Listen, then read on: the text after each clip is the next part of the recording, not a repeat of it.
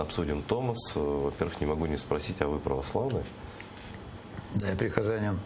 Ну, те, що колись називалася Українська православна церква Київського патріархату, вот теперь, естественно, можно говорить о том, что это православная церковь Украины. Что для вас лично это?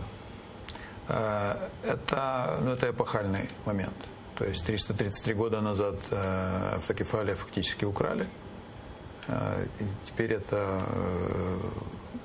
по праву этот статус возвращен Украине, Украинской церкви православной. И вы знаете, один мой близкий товарищ, мой друг большой, вот он иногда говорит, что в окопах не бывает атеистов. И как раз вот в контексте того, о чем мы говорили сегодня, в контексте этой войны с Россией, вот, я думаю, что фактически намного больше людей, чем кто-либо мог бы себе представить, находятся в окопах этой войны.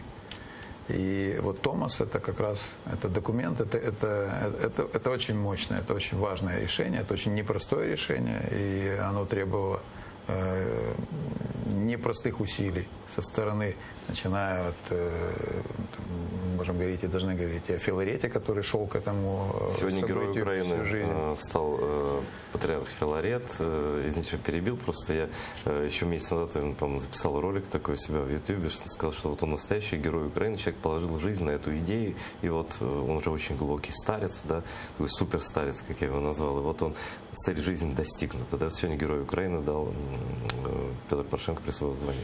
Продолжайте. Для Вселенского патриарха для Варфоломея это был непростой шаг. И можно себе только представить, под каким прессом какого давления находились вот оба эти человека. Понятно, под каким давлением сейчас будет находиться Епифаний, вот, мера ответственности и вызовы, которые будут стоять в формировании Синода вновь образованной уже единой церкви. То есть это непростые задачи, но это, безусловно, это очень мощный шаг вперед. Кто-то даже говорит, это там прыжок вперед. Вот. Но это, безусловно, усиливает Украину в войне, в борьбе за независимость. И я уверен, что это в действительности праздник, и мы с вами свидетели эпохального события. И вот, круто. Да, в общем, круто. Пусть это пришло с войной, но, вероятно, независимость без крови тоже, так сказать, настоящая независимость не приходит. Настоящую независимость не дарят. Независимость выборивают. Да. Но и по реакции врагов, оккупантов видно, что это им очень не нравится. И чтобы у нас в Украине внутри, у нас же все обсудили. Того, кто на фотографии, кто за фотографией, кто там что сказал, кто что написал в Фейсбуке там, про Порошенко или там, за Порошенко или против. Все-таки, не уходя от сути, надо сказать, что это действительно эпохальное событие, что тут говорить. Да? Россияне это подтверждают. Это у них там такая истерика стоит, но все замечаете. Да. Истерика – это один из самых качественных индикаторов. Вот, истерика у врага – это хорошо.